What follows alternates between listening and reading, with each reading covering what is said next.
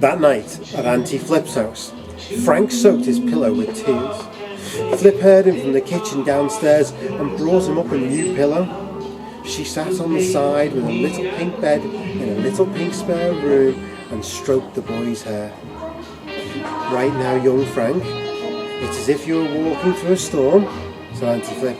"But I promise you, in the time, the rain will lift a little." It didn't. Day after day, Frank felt like he was walking through thunder and lightning. The boy was bullied at school for having a father who was banged up. If anything went missing at school, he always got the blame. One particularly unpleasant girl in the class said, "Frank's old man is a thief. He stands to the reason he's a dirty little thief and all." But Frank knew in his heart that his father wasn't a thief. He was a good man who'd done a bad thing. Dad got himself into a mountain of debt trying to do the best he could for his son. And now Frank had to do the best for his father. But how? Auntie Flip's house was overflowing with antiques, bits and pieces. There were barely enough room for Frank, as every chair or table or cupboard was piled with thimbles and porcelain dolls, leather-bound books, animal figurines and old-fashioned teddy bears. Life with Auntie Flip couldn't be more different from how life was with his father. The lady would sit over him as he did his homework, making sure he dotted every I and crossed every T, and sometimes she would even correct the teacher's spelling mistakes. "I'm so sorry to say that your history teacher is an ignoramus. She can't even spell bio." They then never even had chips for tea. Instead, the lady could cook him only one of her quiches, which the boy always found disgusting. Auntie Flip, the queen of quiches. The savoury pastry was about the only thing she ate. Her quiche recipe was not the most to most people's taste.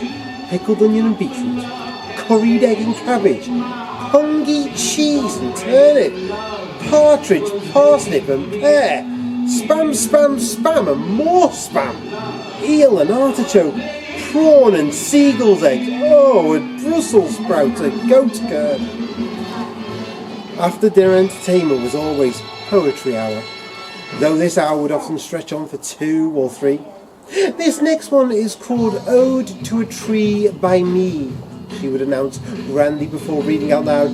oh tree, oh lovely tree, as you dance in the breeze with perfect ease, I think it only could be so wondrous free, but if I'm plain to see, I will never be a tree."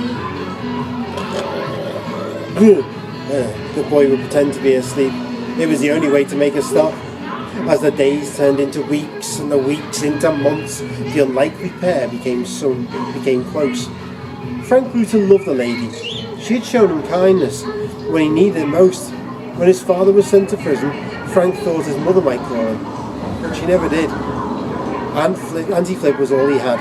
Soon she and Frank had settled into their cosy routine.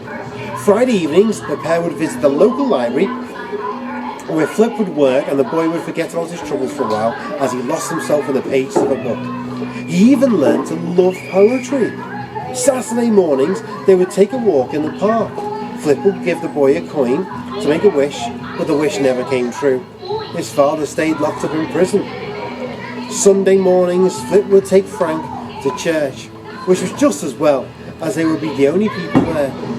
Each night, Flip would shake out her lace tablecloth and set a little wooden dining table for 2.